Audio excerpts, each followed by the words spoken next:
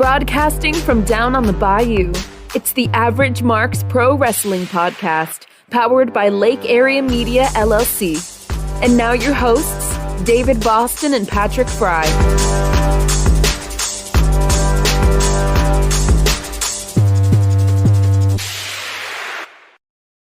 And welcome to episode 100 of the Average Marks Pro Wrestling Podcast. We are broadcasting live from the Collar and Elbow Studios. Just like the crawl says on the bottom, if you're watching us live, you can get 10% off your entire order at collarandelbowbrand.com with the code TheAverageMarks, one word, at checkout. And our shirt of the week, it's Check Your Head. What does everybody want? What's that? So what does everybody want? Yeah, you know it. Yeah, too bad I was too young to really, I guess, get that whenever it was a thing. But, of course, now being an adult, completely understand it. I tell you what, it was. What does everybody want? Yes, exactly. It was insane in WCW. I mean, it called on into WWF as well, but in the ECW world, it was out of this world. I can about imagine. All right, what we got lined up today, Patrick? All right, well, for episode, did you do all of the plugging you needed to do? I kind of jumped in there as you were plugging the T-shirt. Yeah, I got the T-shirt. Yeah, get 10% off the Average Marks at checkout. And then after you go, I'll hit the social media. All right, just making sure we covered everything. But on today's episode number 100, it took us a while to get here, but we are here. Big episode 100. Nothing special for the 100th episode. You know, it's going to be just like any other episode. We're going to sit here and talk about some professional wrestling, but there are some big topics to talk about. Earlier this week, more WWE layoffs. So we're going to talk about those. Also, there's been talks of a possible WWE New Japan Pro Wrestling partnership. We'll talk about that. And then this past Sunday was AEW Double or Nothing, and what a show that was. We're going to review that show. And then, of course, we got some rumor mill stuff. Possible rumor on Brock Lesnar's return. Also, some rumors or a rumor about Zelina Vega's return. And the possible sale of WWE, which kind of ties into some of these layoffs that they've been having. But we're going to talk about the possible sale of WWE and the rumors surrounding that and everything else, all coming up on The Average Marks, episode number 100. Find us on your favorite platform for social media, whether that be Facebook, Twitter, Twitch, YouTube. Just search The Average Marks. You can also find us on Patreon as well. If you like what we do and you like our content and you want to help the show get bigger and better, maybe eventually one day we can have our own studio to broadcast together in with a whole bunch of cool stuff in the background. You know, patreon.com/The Average Marks. Starts off at $1 a month, goes all the way up to $50 if you want to hit that great Muda status. But anything would help, and we sure would appreciate it. All right. Well, as I said a while ago, the big story earlier this week, more releases from WWE. And, you know, we had some big ones in the past, but this slew of releases this week from top to bottom could be the biggest they've had yet, literally and figuratively.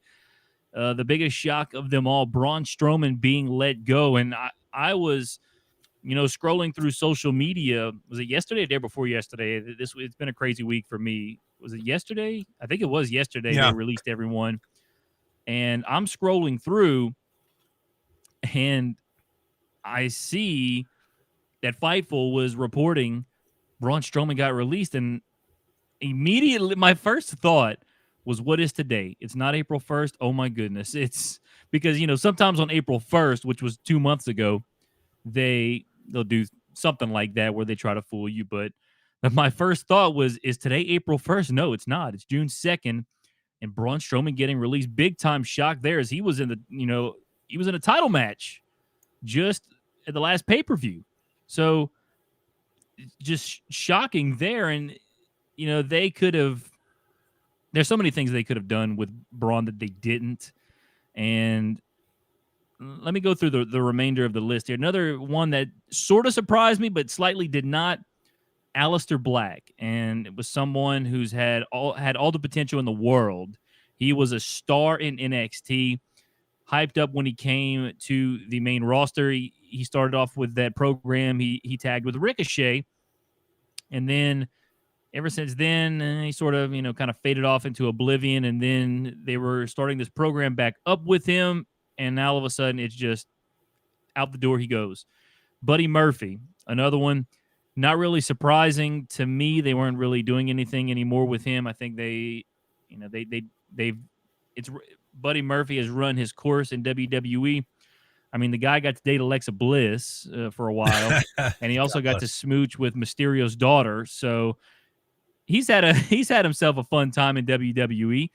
Ruby Riot, another, I'd say a little more surprising, because there's always been talks of her and how good she is, and obviously she had the Riot Squad, which was a really good faction for a long time, and they split up and they kind of reunited.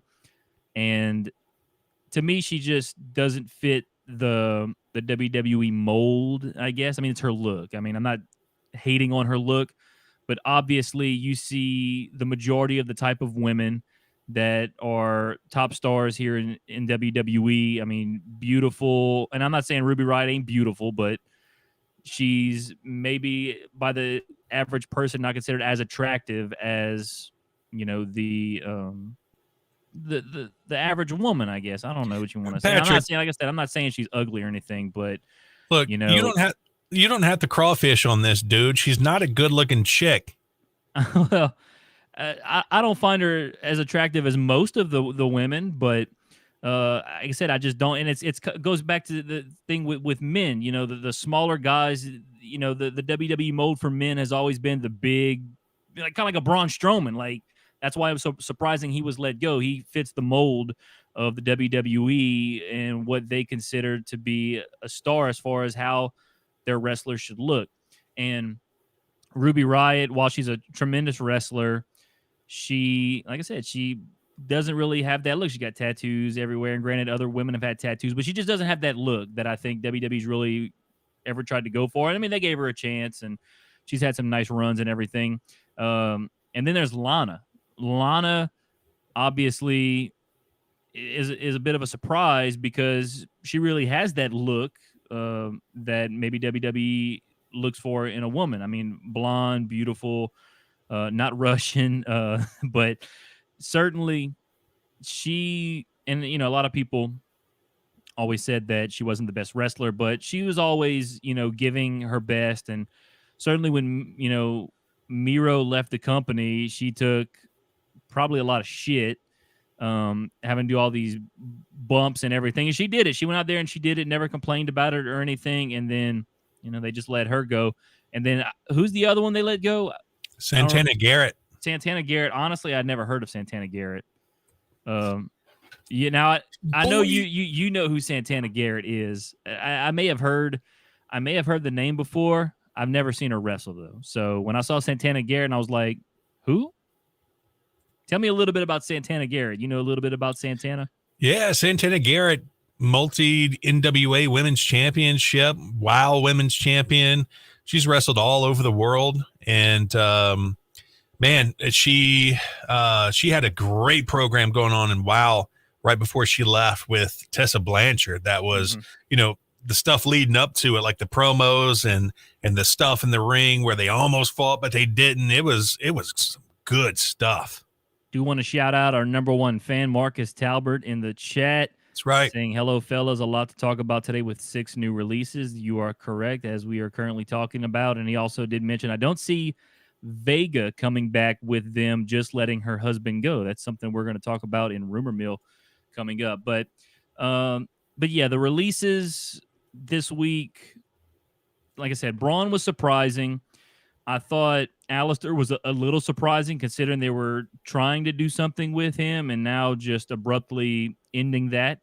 Like I said, I was surprised at 5 of these 6. Santana Garrett, just because I never heard of her, I wasn't surprised. But the other 5, I was certainly surprised to an extent, depending on which one we're talking about. But because all 6 of those people have played pivotal roles in WWE or NXT, over the last few years. So, there's a lot of talk, and we're going to talk about this in Rumor Mill. What's the deal with all of these releases? And I mean, this is something that's been happening not just in the last day or two, not just in the last couple of weeks, but since last year, since COVID. And, obviously we thought COVID was the reason for all of the let goes last year, as obviously fans weren't allowed to come to wrestling shows. So that right there, you take a big hit financially, although WWE has $3 billion deals on the table.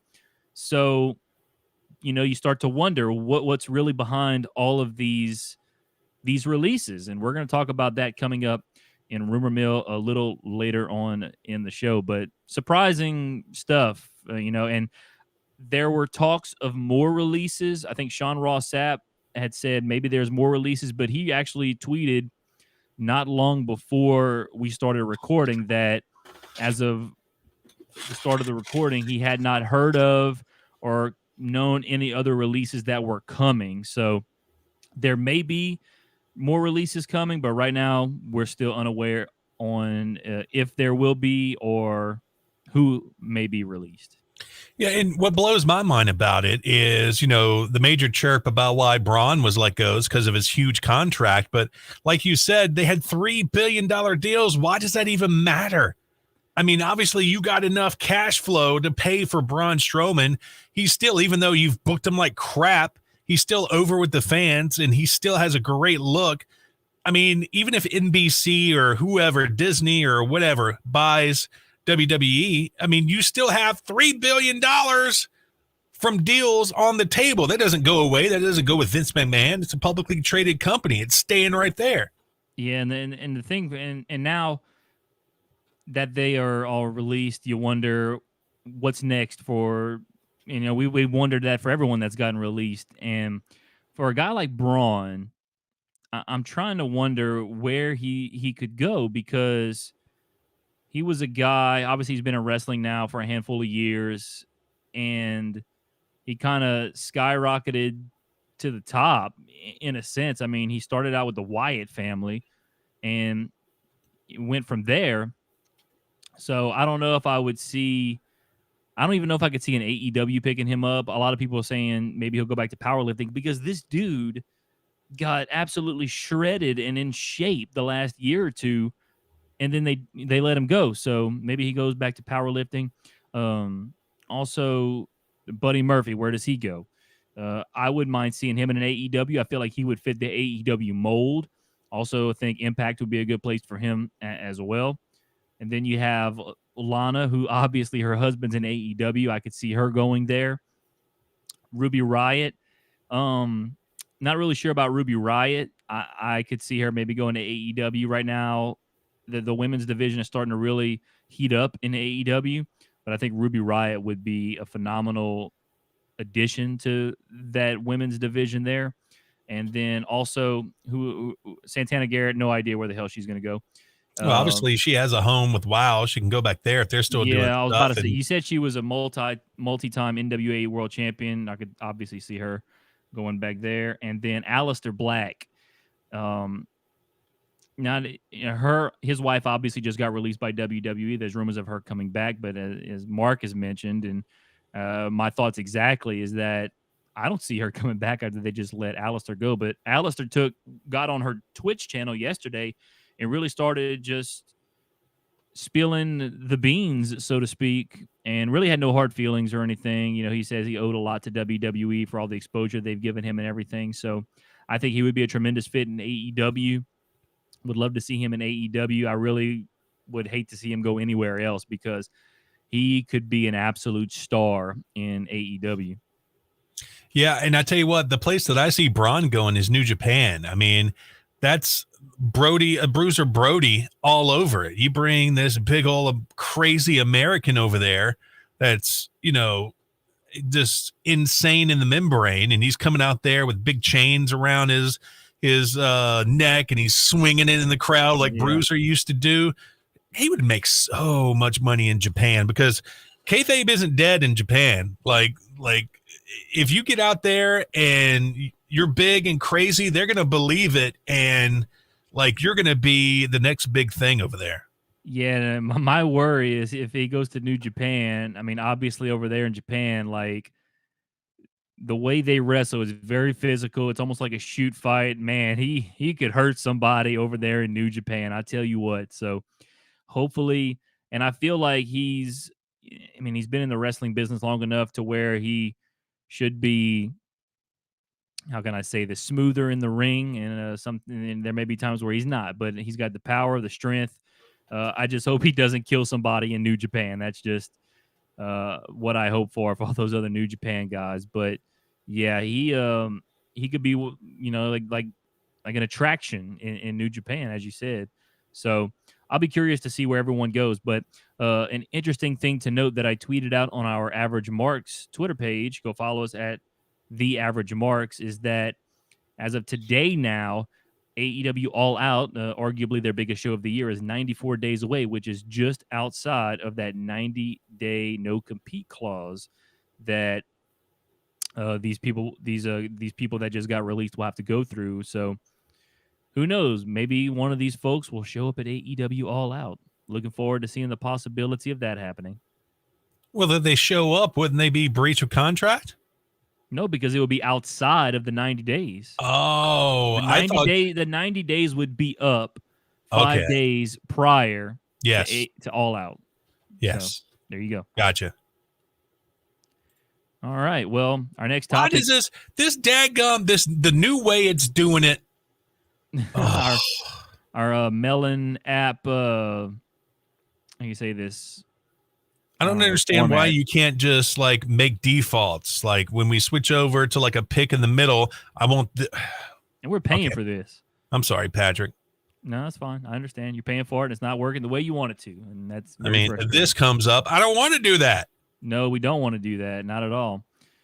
So our next topic is the possible working relationship between WWE and New Japan Pro Wrestling. I mean, reports are that WWE reached out to New Japan to be their exclusive American partner. So obviously that means they won't be working with AEW if that turns out to be the case. And in my opinion, I think that's the main reason they're doing this. Yeah. I think they're doing this to shut out New Japan from AEW because I think they realize if New Japan is in a full-blown relationship with AEW now that obviously the pandemic is starting to come to an end, travel restrictions obviously will get lessened. Well, I mean, I don't even know there is a travel restriction right now, but certainly as we start to return to normal, there's going to be more Japan guys coming to AEW and possibly AEW guys going over to New Japan and going back and forth. So WWE obviously says, well, hey, you know what? We got the money because we cut all these people, so now we don't have to pay them. Maybe we can, throw a little money New Japan's way, and we can be the exclusive partner, American partner of New Japan Pro Wrestling, and that way they can't have any of their guys go over to AEW. They got to come over here, and who knows how they're going to play that. And maybe it's a part of, and like I said, we're going to talk about this in Rumor Mill, but, the possible sale of WWE. Maybe this could be one of those things they're trying to do to where it'll up the sale value of WWE as well. But, some people I've already heard talk about, what if we get a Tanahashi versus a John Cena? Obviously, two legends of their respective companies. And I would be all about John Cena versus Hiroshi Tanahashi. I'd be all about, because obviously I got introduced to New Japan just a few years ago, and I love New Japan. The only problem is they always come on at 4 a.m. when I'm sleeping. And if I can't watch it live, I really don't care to watch it at all. So I'll be interested to see how it plays out. But right now, it would appear that there's nothing set in stone because Tony Khan cut that promo on his kayfabe brother, I guess you could say Nick Khan, and called him a con man from Connecticut. Nico Dead. Yo, congrats on 100 episodes. Thank you, Nico Dead. We appreciate that. Here's to 100 more. of the average marks. But Tony Khan cut that promo and was basically saying, you think you got a deal with New Japan, but I got the IWGP US champion here in my company who just retained it. Yuji Nagata just came through. Leo Rush was the 21st entrant in the Casino Battle Royale last Sunday. He's with New Japan. So, they got some New Japan ties there, and they got the belt, one of New Japan's belts on one of the top guys in AEW. So obviously nothing is set in stone yet with New Japan and WWE, but I personally hope that New Japan doesn't do this deal with WWE. I'd rather see him with AEW because I don't know. WWE is just starting to I don't know what they're doing. I don't know what it sometimes, and I don't know, maybe there will be an answer to all of this somewhere down the line. Marcus Talbot says Roman Reigns versus the GOD, the Gorillas of Destiny. Yes, I did hear people talk about the possibility of like a Roman Tamatanga. I don't know if they're going to be like in a faction or a feud or whatever the case may be. That would be awesome. And the possibilities are there.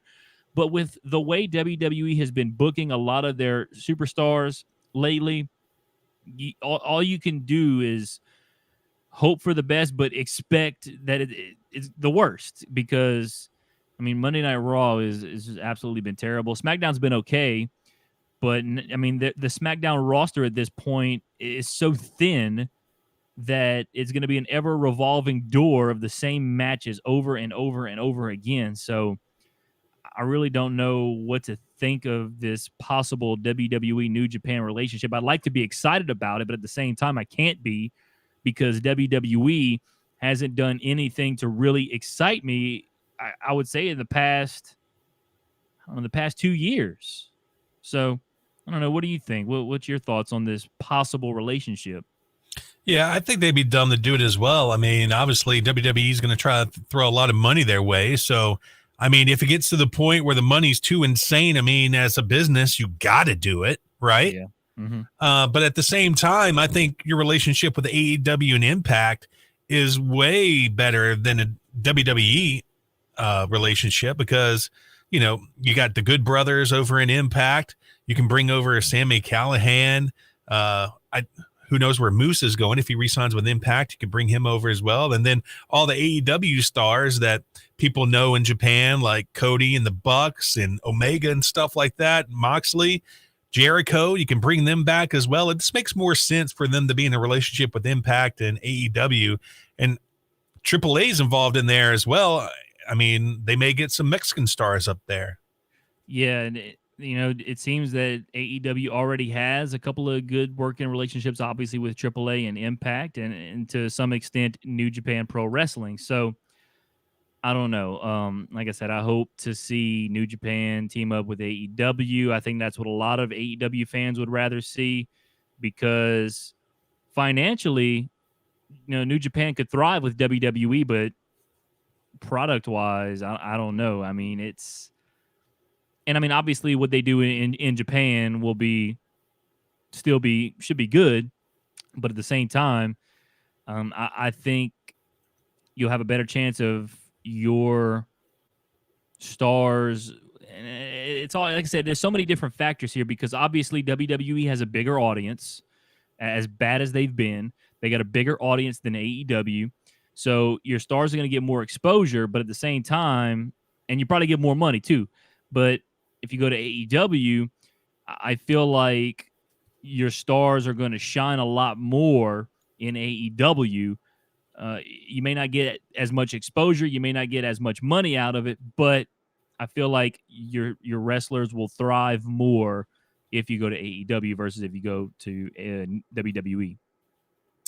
And the other thing that I can think about, you talk about GOD, how awesome would an Inner Circle Bullet Club rivalry be, or even Bullet Club Elite rivalry? Yeah, Bullet Club Elite. You got Bullet Club and the Pinnacle even.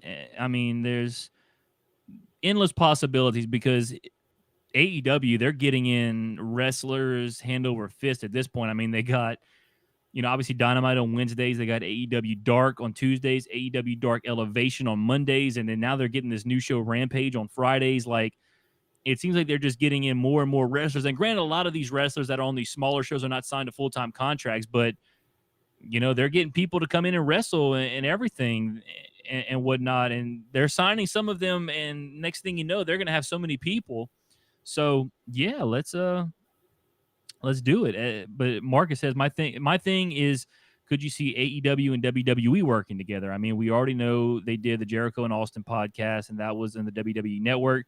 Then on top of Jake the Snake was on their new show, They Go Looking for Lost Treasures. So, there's always been rumors of, I think it was WWE saying, if they want to work with us, hey, give us a call. Or maybe it was the other way around. But I don't know. I feel like there's so much. I don't want to say, like, they say that they don't care what WWE does, but at the same time, WWE is rent free in some of their heads because they've been mimicking. Because every now and again, I think it's just the Bucks that do this. I don't know if they do this on their own or who's telling them to do this, but they mimic things from WWE. They mimicked Roman and the Shield in their match on Double or Nothing last Sunday. They mimicked a few weeks on Dynamite. They mimicked the Shawn Michaels Ric Flair match from WrestleMania 24. And, obviously when they first started, they were always taking jabs at WWE. So WWE, in my opinion, lives rent free in some of their heads. So I don't know if they could work together, but I would personally love to see AEW and WWE work together. I think that would certainly help WWE, and I think it would help AEW. But I don't ever see that happening.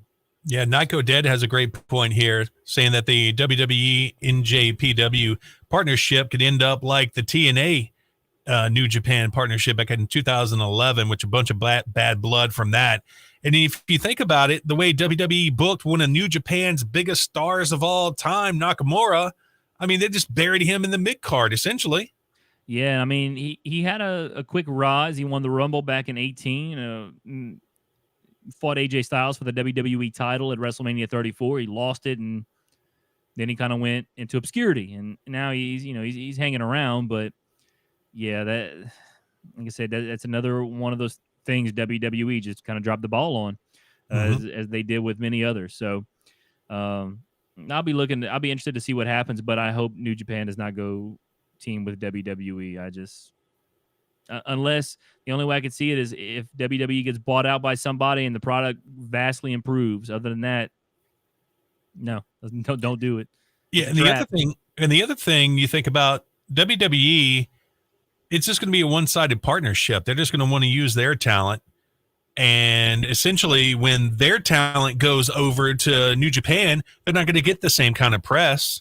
You know what I mean? Yeah, And the fact that AEW, so many people that are in decision-making places came from New Japan, I think they harbor actual love for that company, respect for that company, and they would do a better, I guess, more fair of a deal. Yeah, so like I said, at this point, it's all speculation. So it seems like they're further along. There was reports that, hey, WWE's been talking to him, but at the same time, like, it doesn't seem like they've been talking to him all that much because AEW still got one of the New Japan belts in their company. So, but speaking of AEW, this past Sunday was Double or Nothing, and my goodness, what a show it was! A lot of folks on wrestling in the internet wrestling community deemed it the best wrestling show of the year so far, by far. And I couldn't disagree with that because from start to finish, I was highly sports entertained. They had a lot of great matches. I'm going to pull them up here. We'll run through some of them real quickly. But the show started with, let me scroll down here. Of course, they had the NWA World Championship match at the beginning in the pre-show. I did not get a chance to see that match, but I heard a lot of people talking very highly of that match. Yes. Serena Deeb defeated Riho. The match went about 14 minutes. So, of course, they probably had a lot of time. They were the only match of the 1 hour pre-show, but heard a lot of folks talking about that match. Did you get a chance to see that match? Yeah, it's amazing. It's probably still on YouTube. You should go watch it. Serena Deeb is an absolute beast. Like, I didn't know much about her, and I thought her name was dumb. I was like, what? Even if Serena Deeb is your real name, why would you call yourself that? It just sounds terrible. But, God, she's a beast, and NWA has a pay-per-view coming up, and I was like, Camille's going to win that belt. But after seeing this, I was like, damn, keep that belt on Serena Deeb a little bit longer. I like what I'm seeing, man. Yeah, she's had quite the run ever since she's taken the belt off of Thunder Rosa. But I heard it was a very good match. I even heard people on Reddit saying you need to go out of your way to watch this match. So at some point I will go watch it. I just haven't had a chance to yet since Sunday. But the main Riho was good too. As small as she is, Riho can take she can take it, man. Oh yeah. And she's from Japan. You know, if the women are anything like the men in Japan, she's tough. They have a high tolerance for pain. I tell you that. All right, so the main card started off. Adam Page and Brian Cage fought in a singles match. Fantastic match. Big pop for, and this was the great thing about this show too. First full capacity crowd in wrestling since the pandemic started. Big pop for Hangman, not so much for Cage, but very impressed with Cage. I knew Cage could bring it. Showed a lot of strength and athleticism for his size. I mean, it's quite amazing what he can do.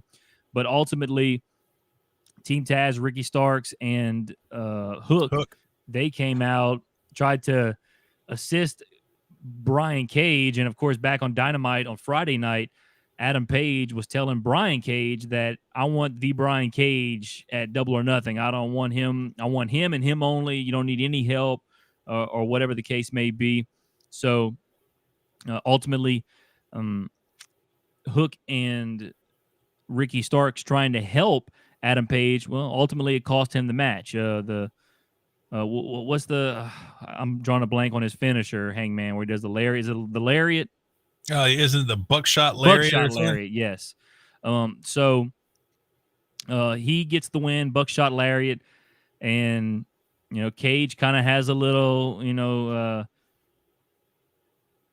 confrontation, I guess you could say, with Ricky Starks and Hook. But obviously Ricky Starks is hurt right now, and he pointed to his neck, like, don't touch me, I'm hurt. And, Cage just walked off. So Hangman gets the victory there. A very good opening match for Dynamite. That was a really good, tone setter for the night. Yeah, Nico Dead says he called Pac and Hangman for the AEW World title back in 2019. It still hasn't happened. Hopefully next year, though.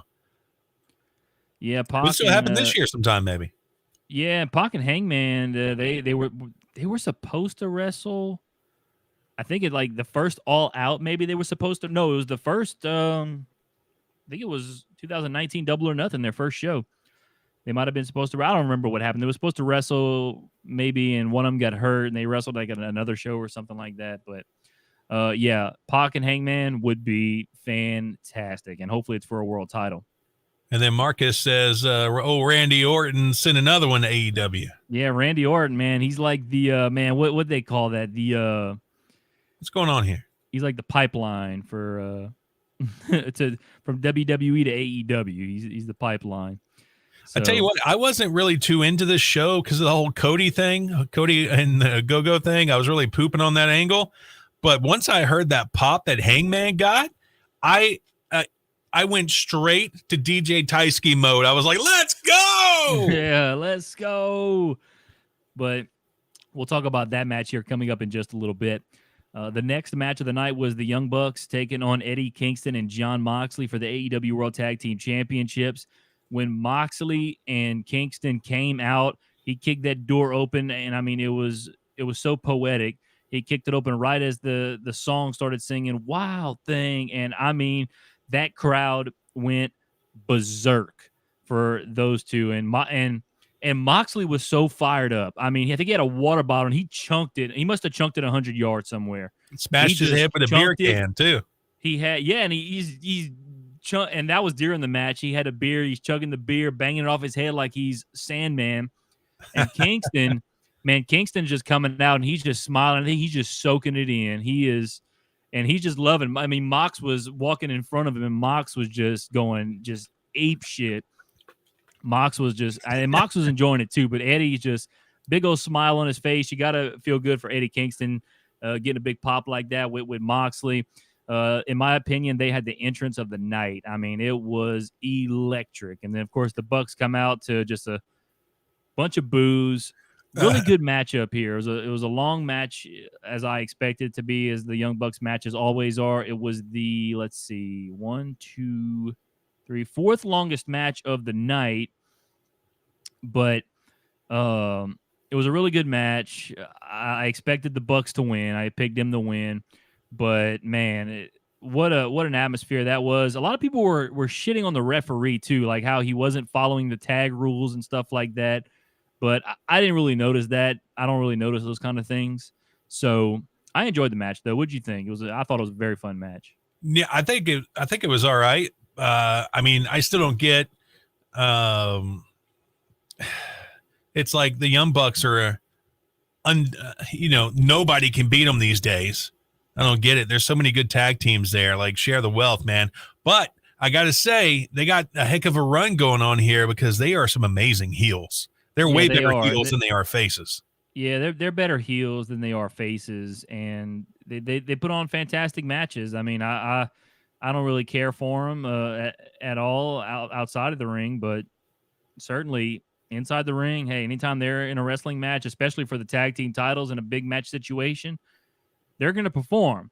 But yeah, they're doing tremendous work as heels, and they're at the point now in their careers, at least in AEW, where obviously Kenny's got the belt, they got the belt, they're all running together as the Elite. This is their their era, I guess you could say, in AEW. So it's gonna be a while before those belts come off the Bucks. Trust me, because they're running the show over there to an extent. So.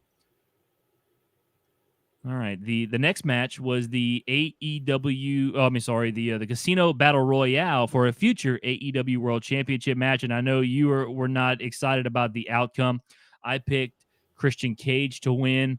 We'll go ahead and fast forward through this because nothing really exciting to me took place in this match. Leo Rush was the Joker card, and I was kind of like, oh, okay, that's kind of cool. But at the same time, I wasn't like, whoa, I didn't mark out for it.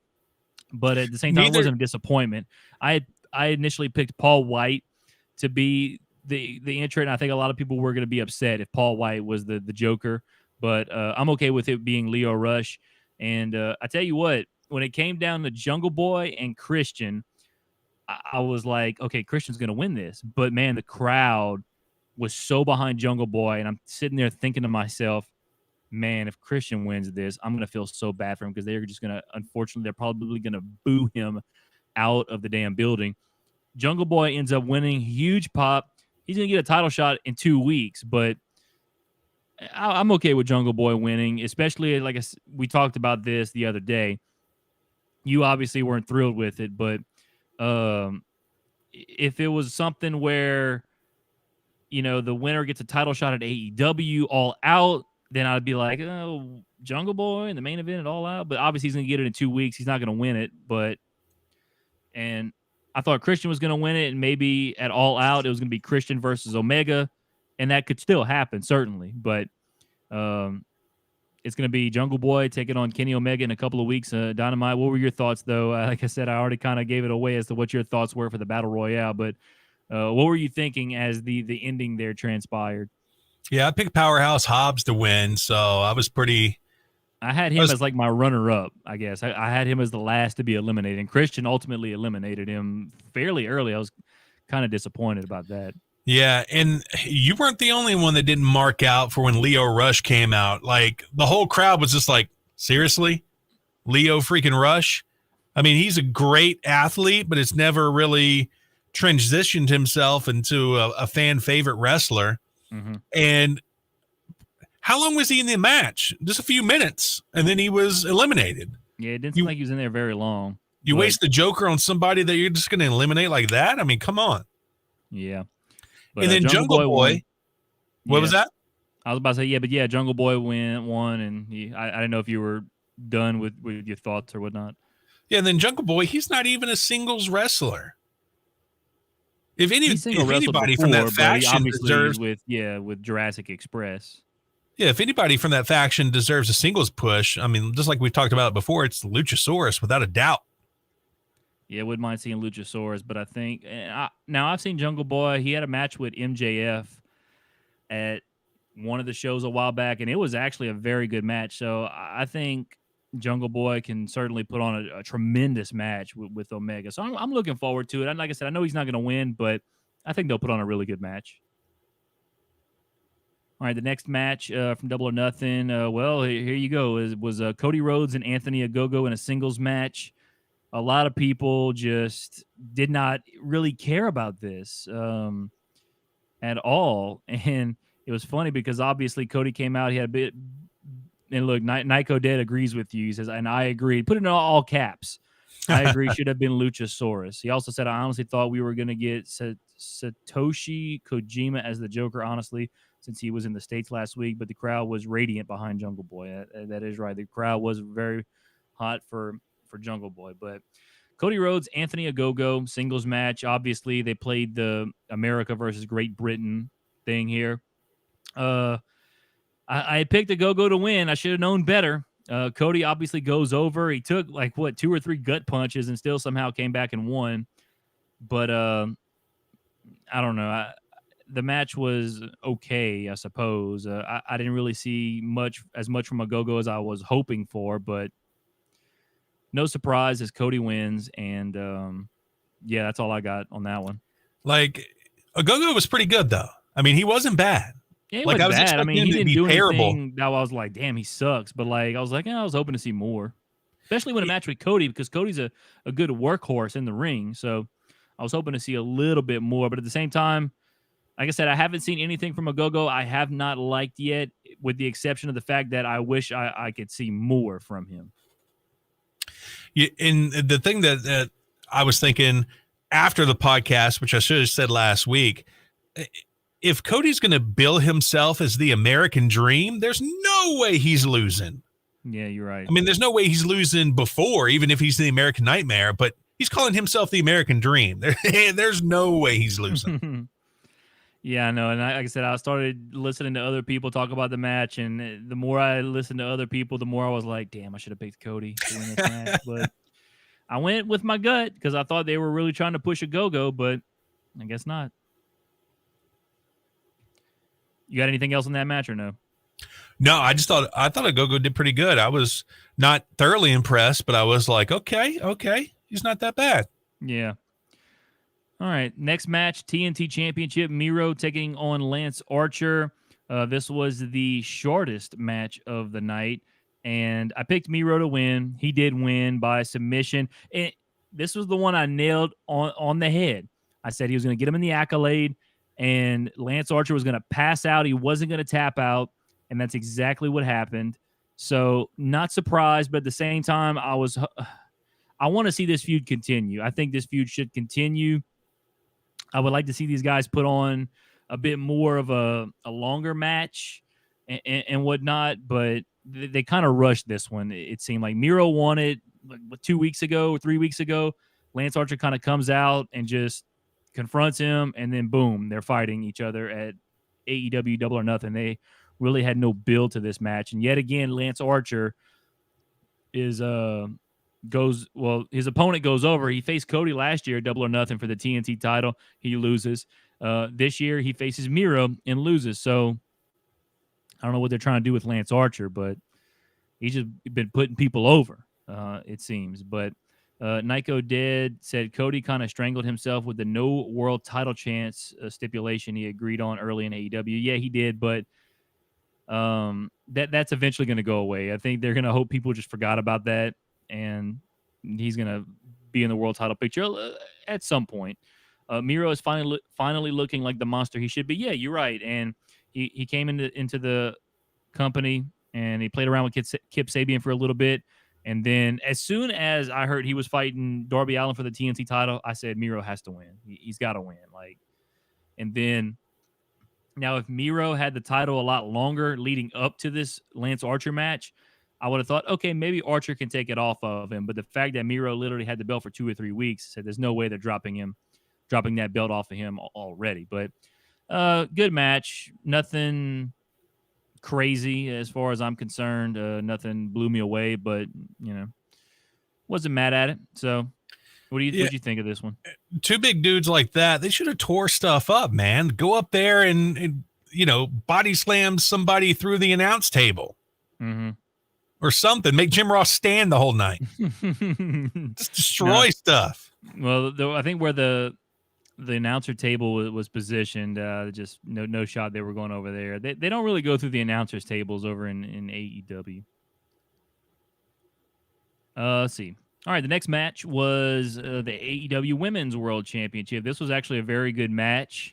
It was Britt Baker taking on Hikaru Shida, who has had the belt now for just over a year. They gave her a brand new shiny belt on Friday, only to drop it to Britt Baker DMD 2 days later.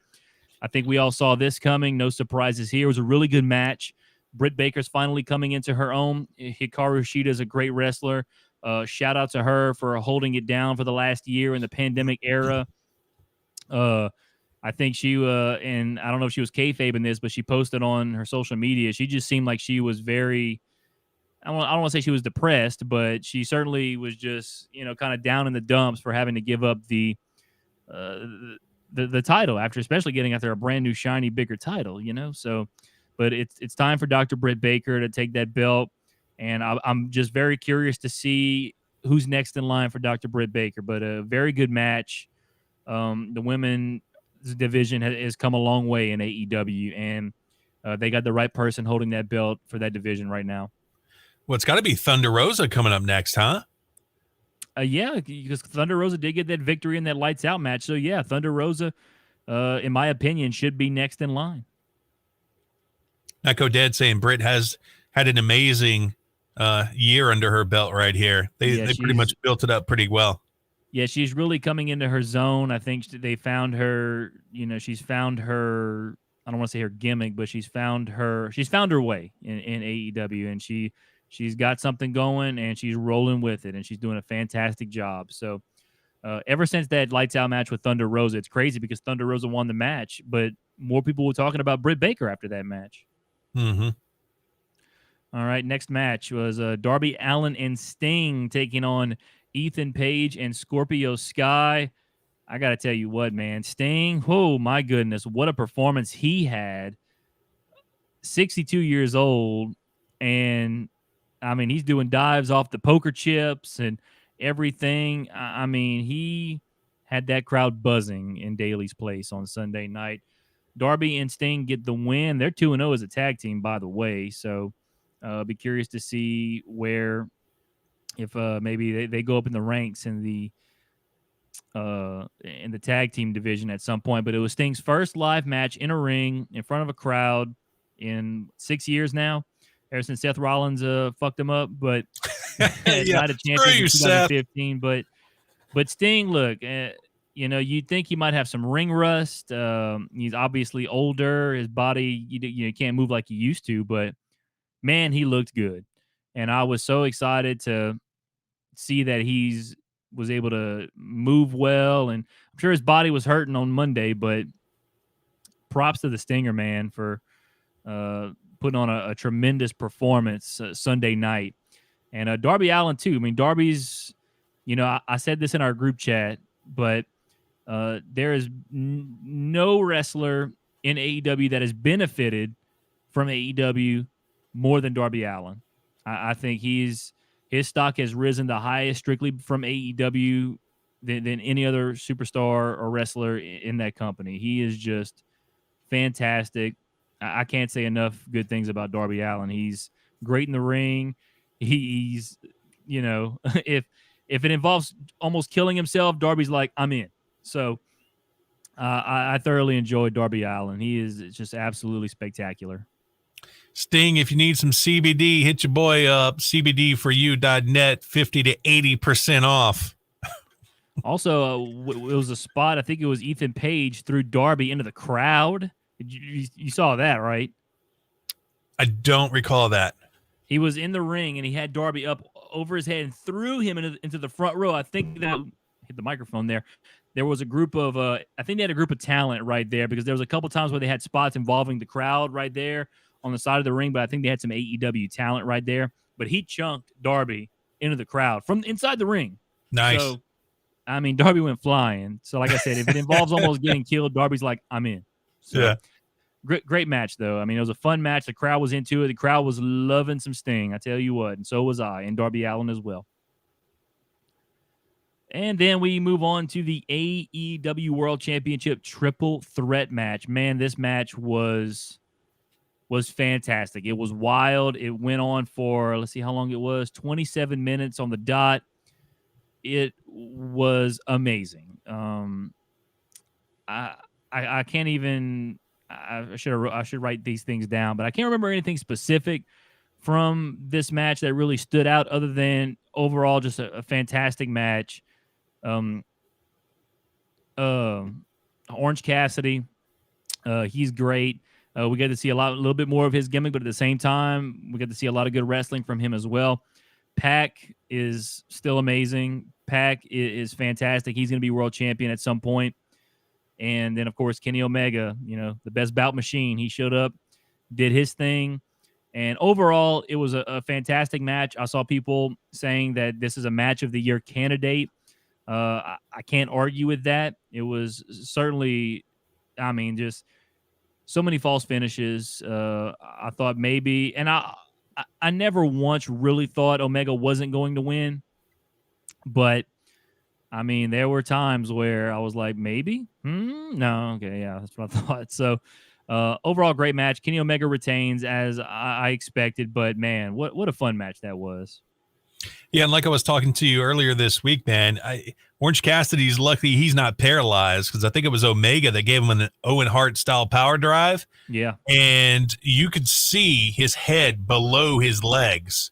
And I was like when he took that, I was like, oh, my God. But I guess he's okay. We haven't heard anything about it, and he was able to continue the match. But I was like, dang, at least that boy got a concussion. Well, that concerns me, too, because I think a few weeks prior to the show, he got hurt. I forgot who. Taking a power bomb. Yeah, he got power bombed. But, man, I hope he's okay, because, like I said, he was almost questionable going into the match, but he turned out, to be just fine. Nyko Dead says, kind of off topic, but how would you guys work Pentagon Jr. into the world title picture? I'd love to see him work with Kenny way more. Well, they do have a little bit of history. They did fight each other one-on-one back at All In when they had the Bullet Club put on the All In show back in 2018. So they guess they do kind of have that. I know Ray Phoenix fought. Did Ray Phoenix fought for the world title at one point in AEW a little bit? By the way, Ray Phoenix was doing Spanish commentary since their other Spanish commentator was making fun of Hikaru Shida, and they canned his ass real quick. So they grabbed Ray Phoenix. But I'm a huge fan of Pentagon. He could have easily won the Casino Battle Royale. Maybe I would say at All Out they're gonna have another Casino Battle Royale, have Pentagon Jr. win that, and then he'll go fight Kenny. That's how I would see it happening. But right now, that to me that would be the most natural thing to do, because I just don't see any other natural way of really getting him into the title picture. And then I don't think they're going to work him into it at all, because we got the 6-man tag, the trios belts coming up here soon.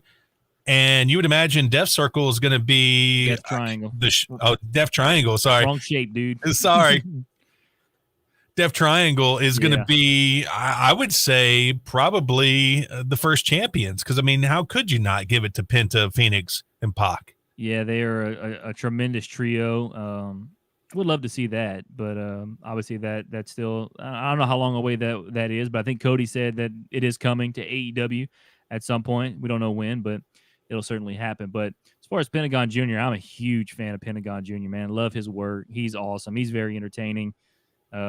Just nothing bad to say about Pentagon Jr., but if the only way I can see them working him into the world title picture is him winning the Casino Battle Royale, maybe at All Out. But like you said, I don't even think I see them doing that. But at some point, he will be in the world title picture. It may just be a ways down the line. Yeah, because you think the next person they're going to push is probably Christian. That's my guess. But who knows at this point? But I would guess Christian, because right when he got here to AEW, they sort of teased him and Omega. So they had a little confrontation and whatnot. So, yeah, maybe Christian could be in the title picture. Like I said, maybe it All Out. It's possible. But, yeah, anything more on the triple threat match? No. All right, well, let's go on to the main event of the night. That is Stadium Stampede 2. And, boy, this match, man, there's a lot to take away from this match, but I'm gonna try not to spend all night on it as we ain't got too much time left, but we can go over a little bit. I got supper hitting here before long, so but the Stadium Stampede was highly entertaining in my opinion. Obviously the Inner Circle won. The interesting thing about it was you can obviously tell at the beginning it was pre-recorded. They start off in the stadium. MJF comes in a limousine. The Inner Circle comes down off the scoreboard of a TIAA Bank Field, and for a second I was like, "Boy, I hope those wires don't snap." But they came down and they went to attack MJF, but he runs back into his limousine, and they assume that the rest of the Inner Circle is in there. But then FTR and Sean Spears and Tully, they drive up, and Wardlow, they all drive up in the truck. So they start brawling on the field, and they obviously the tag teams FTR and not LAX, Pride and Powerful, Santana and Ortiz, they go off and fight. They have their segments. Hager and Wardlow go off and fight and have their own segments. Guevara and Sean Spears have their own segments, and then MJF and Jericho have their own segments, and they're going back and forth between the segments and everything. And I thought it was really well put together. The best part for me, MJF and Jericho's segments, they're fighting, and then MJF picks up the phone wherever they were. There was a phone, and he picks it up. He's like, "Sorry, Chris can't come to the phone right now. He's too busy getting his teeth kicked in." And apparently they said that was a callback to when The Rock fought Mankind. I don't know if it was in the Boiler Room match or the Empty Arena match, where Rock picks up the phone and says, "Sorry, Mankind can't come to the phone right now," whatever the case may be. And then the moment for me, I was like, "You got to be kidding me," was when they went into Urban Meyer's office, and Urban Meyer and Charlie Strong are in there, and like they just kind of like, what the hell, like, and they're fighting, and then next thing you know, Jericho, I think Charlie Strong tossed him a couple of footballs, and he threw him at MJF, and then he asked Urban Meyer for a laptop, and then so he smashes the laptop over MJF, and then as they fight out, I think he turns back to Urban Meyer and says something like, "Good luck this season," and then you just hear Urban Meyer's like, "Holy shit!" Like just like I never thought I'd hear Urban Meyer just say "Holy shit" on AEW, but it happened and everything. So they kept fighting, and then ultimately, like I said, at this point, I'm thinking this is all pre-recorded, but next thing you know, Jericho and MJF kind of start fighting into the concourse of the arena, and then they fight, and then Guevara and Spears, they start fighting into the arena and ultimately go into the ring, and they start fighting, and Guevara ultimately gets the victory inside the ring. And someone said this, and they said how poetic it was, how this match started as a cinematic match and it ended up in the ring live in front of the audience, and it was kind of poetic how this match sort of signified the end of the pandemic era and, the start of the post-pandemic era in front of live fans. And I was like, that is a really cool way to spin it, even though I don't think they were trying to do that. But another cool thing about it was when FTR and Pride and Powerful were fighting in that club, Conan was the DJ.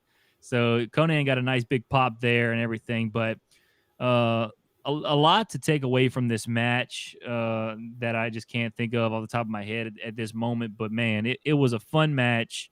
It was easily better than the last one that they had, but I enjoyed it. From top to bottom, I enjoyed the entire show, with maybe the exception of the Anthony Gogo Cody match, which I didn't hate it, but I could have gone without seeing that match personally. But everything else in that show, man, fantastic job from AEW. I think that might be their best show they put on since they started the company.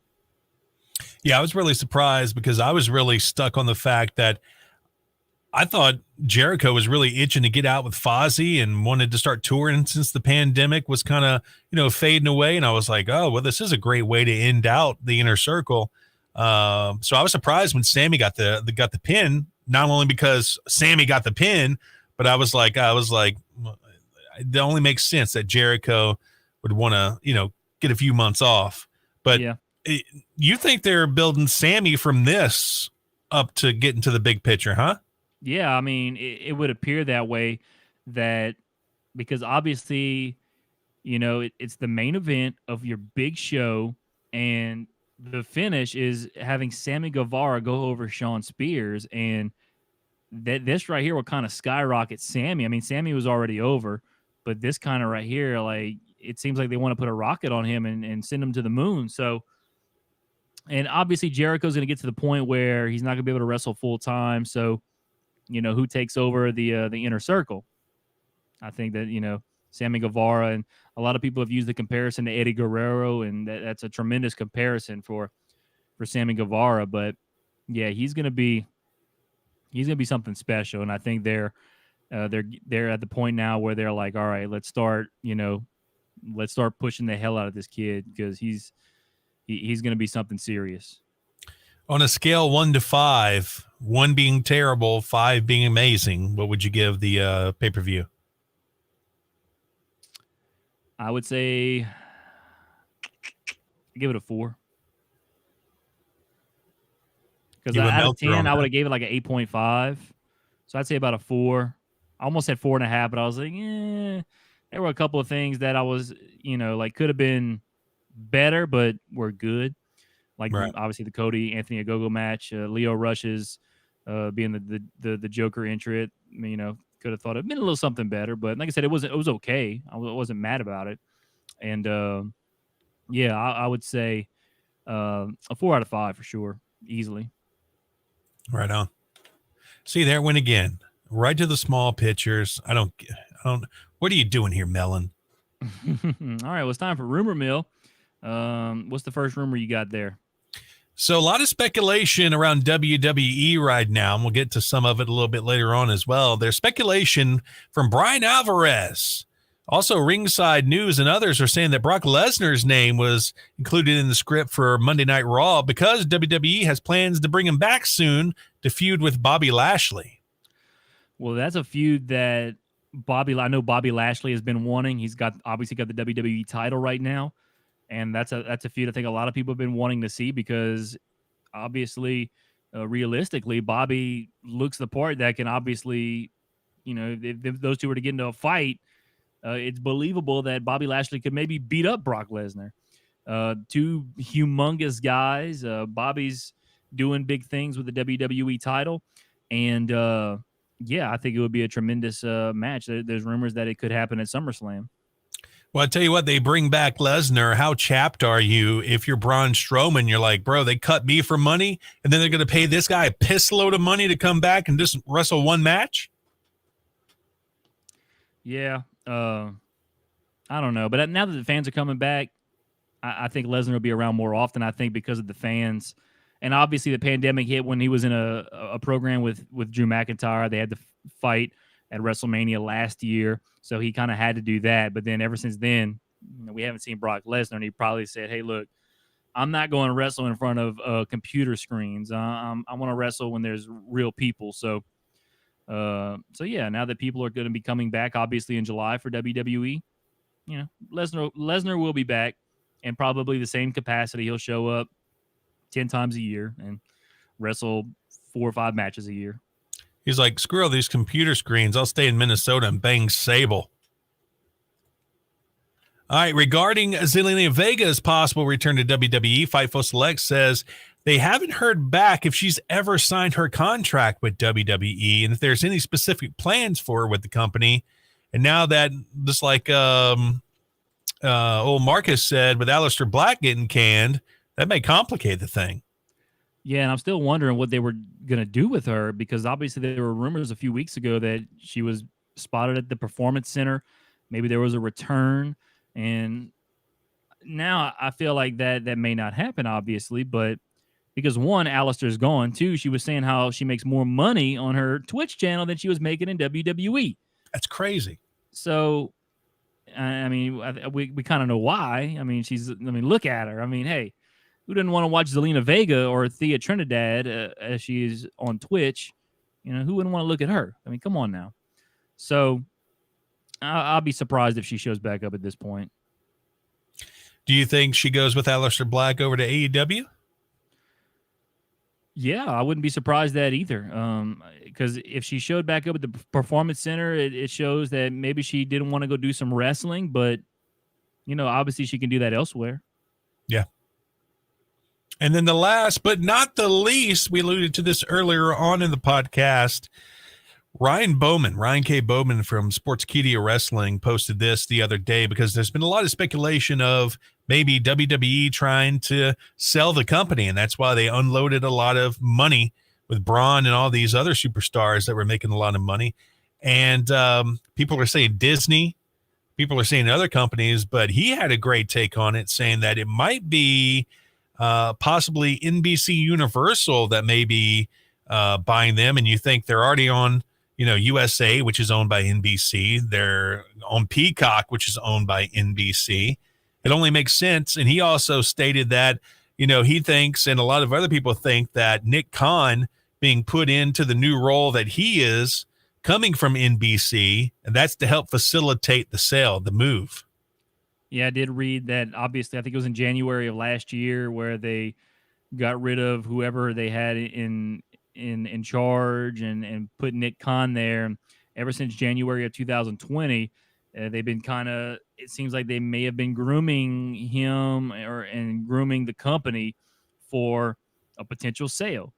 And, we're starting to see some proof of that with all these releases that we've seen in the last year and even more so this year. So it'll be interesting to see what happens if somebody does buy WWE, because obviously Vince is getting up in age. He's been at this for God knows how long, and it'll be interesting to see if they do sell. First of all, who's going to buy them, and then second of all, what kind of direction is this company going to go in? Is the product going to get better? Is it going to get worse? What's going to happen and everything? So obviously a lot of moving parts happening right now, but I never thought I'd see the day where WWE would be sold to someone else, but I don't know. It seems like the speculation for WWE being sold is higher than ever. Yeah, I think it makes a lot of sense. Vince is getting old. Take the buyout, take the money. You also get your daughter and your son-in-law hella paid off of the sale as well. Yeah. And then they retain their spots. I would think the reins go straight to Triple H to start running the company after they sell. Yeah, and if that's the case, I would like to think the product will vastly improve, because obviously we know what Triple H has done with NXT and how successful he's been with NXT. So let's hope if WWE gets sold that is the case. And, besides Roman Reigns, we really haven't seen a humongous star like John Cena. And I think that just fell into Vince's lap. You know what I mean? Because that era, obviously, like if you look at that class, they always talk about that class of superstars that came in. It was Cena, Orton, Batista, and Lesnar. 4 stars, obviously going to be 4 Hall of Famers, but I don't know. I guess you don't see that kind of star power come through anymore. I don't know what it is. But Triple H, that WWE's not developing them correctly anymore. I don't know. But just like you said with Triple H, he's going to be able to transition the huge stars in NXT and keep them a huge star in WWE. Yeah. So I think it's going to be great for the company, and I think the sky's the limit once they sell. Yeah, and there's going to be a lot of if the company gets sold, then when it does, if it does, there's going to be so much buzz around the company, and everyone's going to be talking about it and everything. And I think people are going to be tuned in to see, how's it going to change. So we'll see. I don't know what the ETA would be if this does happen, but it seems like it's been in motion. If it's going to happen, it's been in motion for over a year now. Right. Well, that is the show for today, episode 100. Thank you to Marcus and Nico Dead for all the interaction. We appreciate you guys. That makes the show a heck of a lot more fun. Nico, if you haven't already, hit that subscribe button, hit that bell notification so you know when your boys get back on here so we can talk some wrestling. And follow us on our social media pages, Facebook, Twitter, Twitch, and YouTube at The Average Marks. Cool thing about our Facebook and Twitter, Patrick runs the Twitter, I run the Facebook, so you're going to get two different stuff in your news feeds on both of those platforms, so it's not just all the same humdrum. Well, Patrick, I think that's it, man. Yes, sir. There's only one thing left to do. Outro.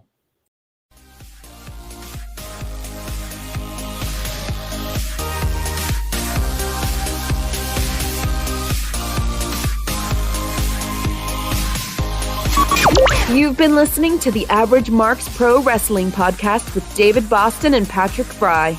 All opinions discussed in the show are those of the Average Marks and do not represent any wrestling company, organization, or individual. This has been a Lake Area Media LLC production.